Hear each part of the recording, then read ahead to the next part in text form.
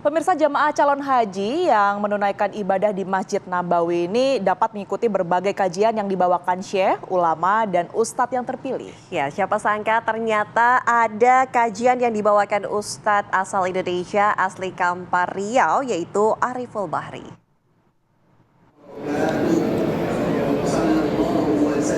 Setiap usai menunaikan ibadah salat, Masjid Nabawi menyediakan tempat bagi para syekh, tokoh ulama hingga ustaz memberikan ceramah agama. Salah satu yang mengejutkan, ada ceramah yang disampaikan warga negara Indonesia. Tempatnya berada di Gate 19 dekat pintu masjid. Disinilah Ustaz Ariful Bahri membagikan ilmunya. Lelaki asli Kampar Riau ini merupakan doktor akidah dari Universitas Islam Madinah. Kajian yang ia bawakan selalu dipenuhi jemaah calon haji dari Indonesia. Mereka duduk di sekitar kursi ceramah dan mendengarkan setiap kata dengan saksama. Misalnya Ustaz, saya tempat tinggal saya tidak terlalu jauh dari Mina. Mana yang lebih bagus? Apakah saya pulang ke tempat penginapan atau saya tetap berada di Mina?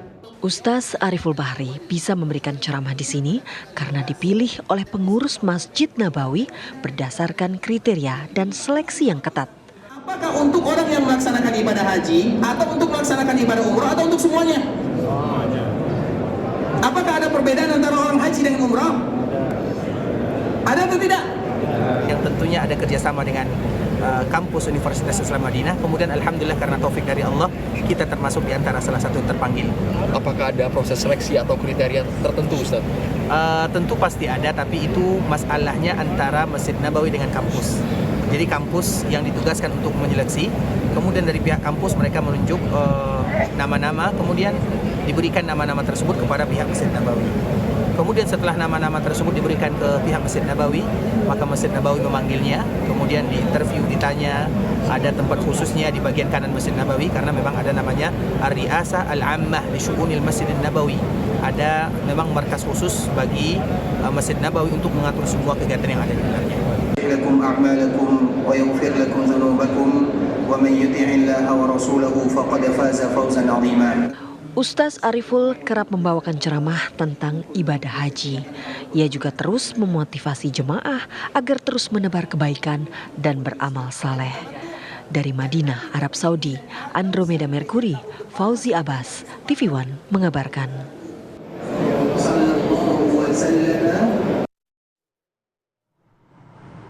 Ya, Tiara dan juga pemirsa penasaran dengan sosok siapa kemudian beliau ini? Sudah ada rekan kami Andromeda Mercury di Madinah yang akan mewawancara beliau secara langsung. Andro, silakan.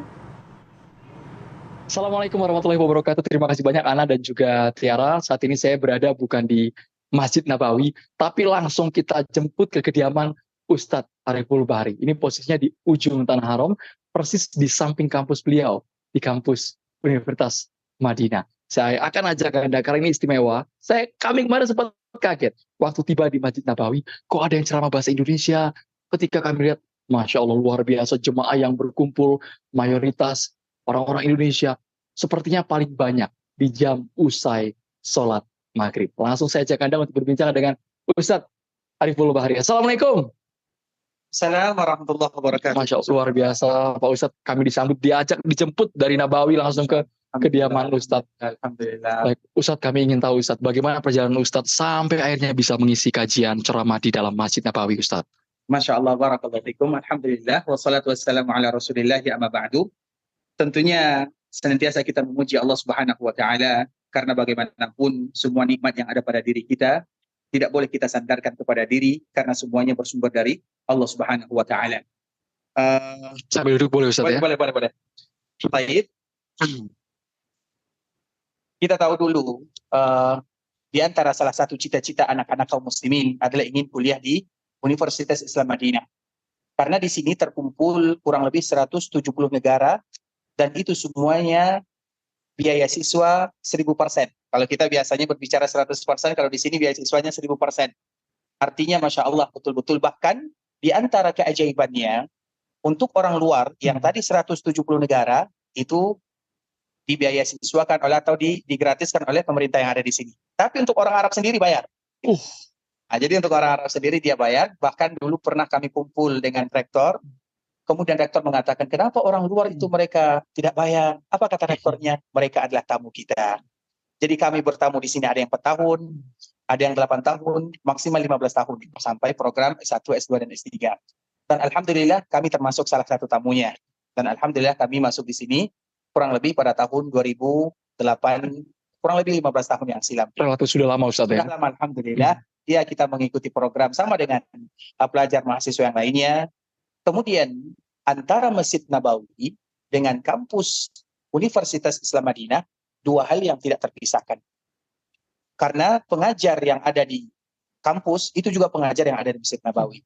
Imamnya bahkan, imam misalnya yang kita kenal dengan Syekh Al-Hudzaify, imam yang senior, dia juga pengajar di masjid di kampus Universitas Islam Madinah. Begitu juga Imam Al-Mu'ajjan, Imam Hussein, Abu Syekh, yang mana mereka merupakan dosen kami, rata-rata mereka menjadi imam di Masjid Nabawi. Artinya antara Masjid Nabawi dengan Universitas Islam Madinah, satu kesatuan yang tidak bisa terpisahkan. Nah, di antara salah satu programnya adalah ingin menyampaikan risalah dengan bahasa kaumnya.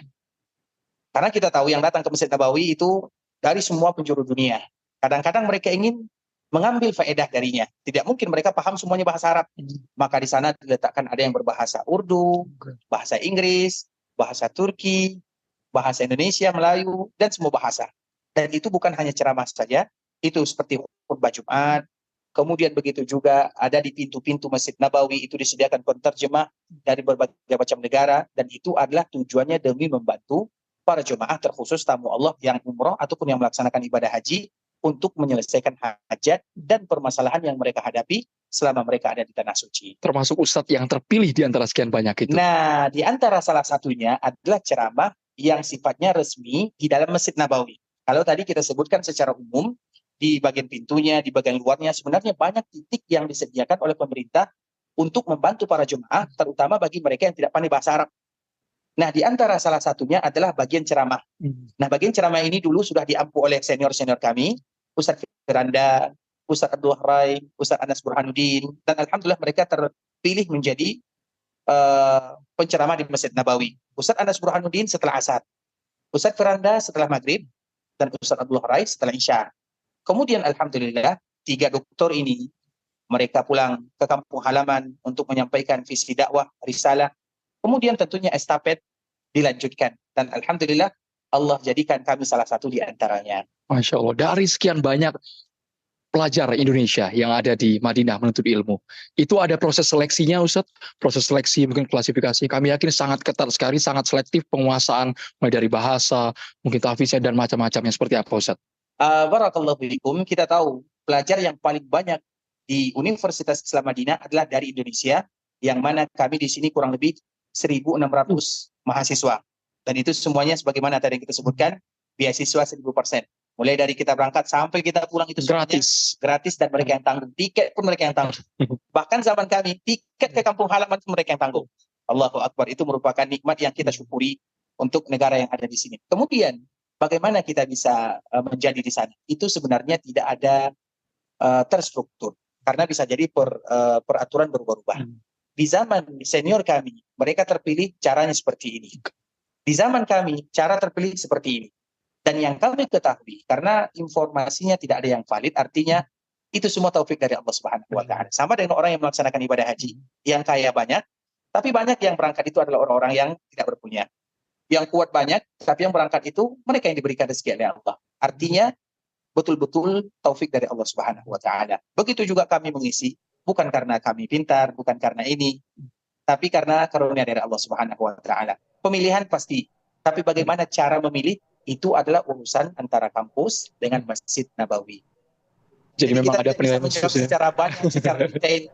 Karena kami, ceritanya dulu kami di kala 2019, kami liburan pulang, tiba-tiba datang WA dari senior, kamu dipanggil oleh pihak Masjid Nabawi. Tiba-tiba ada muncul nama. Kami langsung merubah tiket. Ariful Bahri, peringkat 1 itu misalnya. Ustaz. Ada teman-teman kami, ada Syed Hasan, ada ustaz-ustaz yang lainnya. Alhamdulillah. Kemudian, karena kami melihat panggilan dari Masjid Nabawi, kami datang. Kemudian ditanya, kamu siap tidak untuk mengajar dengan bahasa Indonesia? dan itu belum masih diberikan pilihan mengajar di dalam atau penterjemah atau yang lain. Silakan dipilih. Maka jawaban saya pada waktu itu, Baik. saya ingin seperti senior kami, Ustaz Firanda, Ustaz Abdullah Rai, Ustaz Anas Burhanuddin, Baik, Andro. Baik. yang mereka mengajar di kursi. Alhamdulillah kemudian Luar biasa. diberikan. Setelahnya nanti kami kepanggil lagi, akhirnya dipanggil lagi, diinterview, ditanya-tanya banyaklah di tempat markas yang ada di bagian kanan Masjid Nabawi. Kemudian setelah selesai, maka mereka langsung mengatakan kapan kita mulai. Maka saya waktu itu lagi semangatnya, malam ini juga kita mulai. Alhamdulillah pada malam itu dimulai, dan alhamdulillah sampai sekarang Allah berikan kemudahan dan kelancaran. Alhamdulillah. Terima kasih banyak Masya Ustadz Allah. Ariful Baik, Bahri, dan Andro. luar biasa animonya kalau di Masjid Nabawi, Ana dan juga Tiara. Kita ingin mendengarkan setiap hari dari Senin sampai Sabtu ya Ustadz ya. Masya Ya, Allah, luar alhamdulillah. biasa. Saya kembalikan ke Jakarta, semoga kisah Ustadz Ariful Bahri ini bisa menginspirasi, memotivasi pelajar Indonesia yang berkiprah di dunia internasional dengan bidangnya masing-masing. Masya Allah. Sosok yang luar biasa sekali ya, dan tentunya Andro sangat beruntung ya Ana ya bisa langsung mewawancarai Ustadz Ariful Bahri tersebut. Jangan lupa Andro untuk sehat selalu, pulang juga ke Indonesia nanti.